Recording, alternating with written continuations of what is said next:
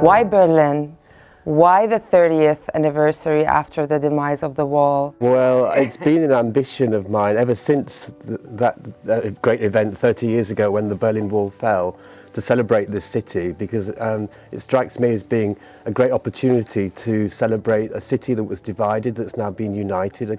And 30 years later, we look at the city and find a landscape that's been completely reborn with masterpiece works of architecture by the likes of David Chipperfield, who designed the Neues Museum, where we'll be showing our collection.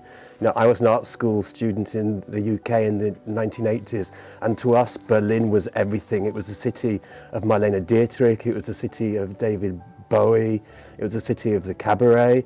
So it was the city of the Bauhaus, the great school of design that MaxMara has always worshipped and admired. How do you think that impacted the general change and shift and freedom in the fashion scene? Well, of course, I think that the fall of the wall unleashed a tremendous energy, and people realised that they had the power to change their lives.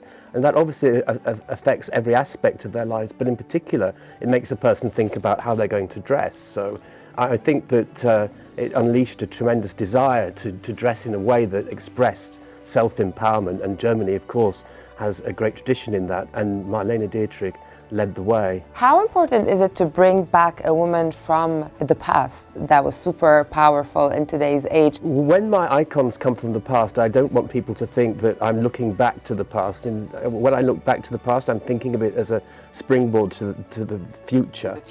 To the future, absolutely. Exactly. And I think young people can learn how they can gain empowerment from the way in which they dress, the way in which they present themselves, their self-image. It can give them confidence, security.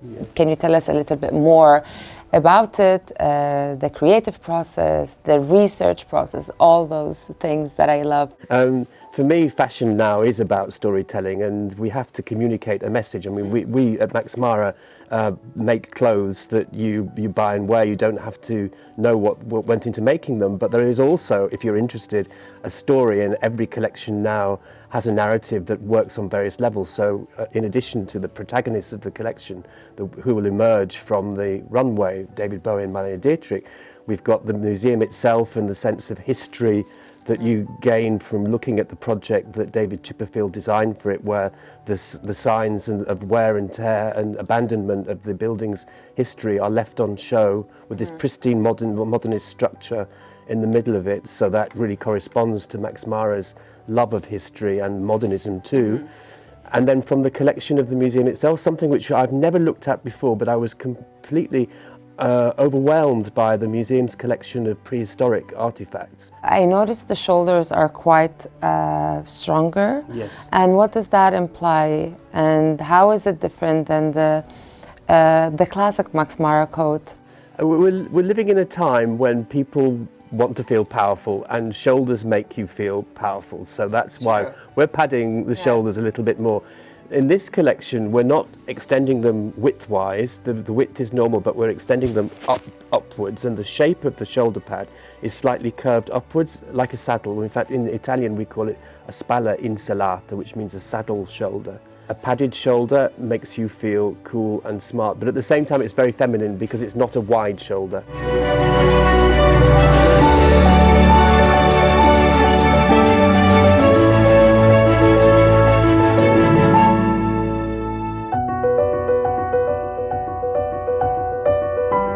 Today we are in Berlin celebrating a new chapter. We're celebrating the freedom post the demise of the wall. We're celebrating icons like David Bowie, like Marlene Dietrich, like Ute Lemper. Why was it so important to have it in this particular museum? In the choice of the location of the venue, for us it was extremely important to see, first of all, the museum per se, the idea of this history. This museum has quite an interesting story, right? Yeah. Like after the bombing during World War II, the fact that it was really left by itself, you know, for almost 50 years, because there was no funding, there was no attention, there was no, there almost was like a refusal, right? To make it, bring it back to life, and then all of a sudden, like it really came back, and the renovation of David Chipperfield was quite revolutionary to a certain extent, because I do believe that like his choice of really taking the scars of this building and making them.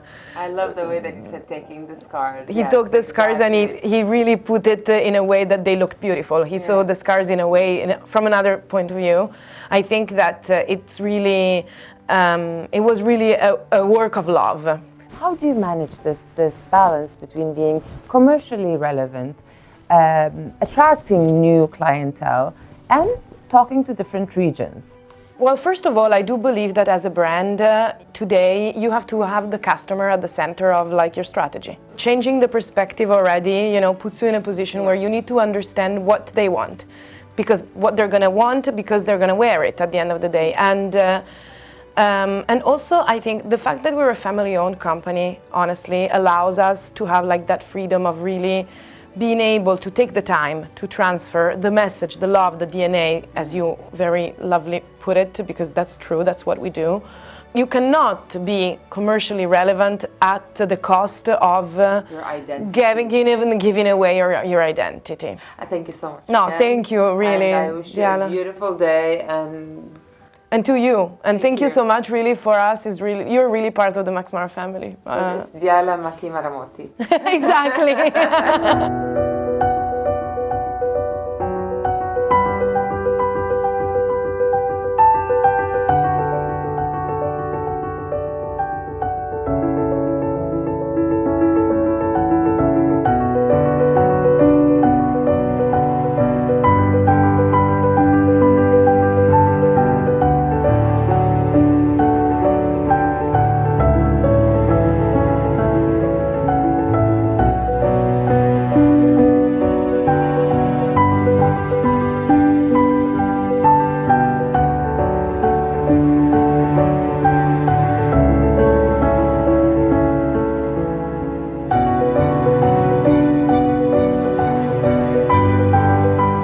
How important is it for you to be able to be part of this event 30 years after the demise of the wall, celebrating freedom of art? Yeah, that is important here, and it's kind of intuition of the universe to put it all together, to relive and recreate and retell the story of Malena now 30 years after the fall of the wall.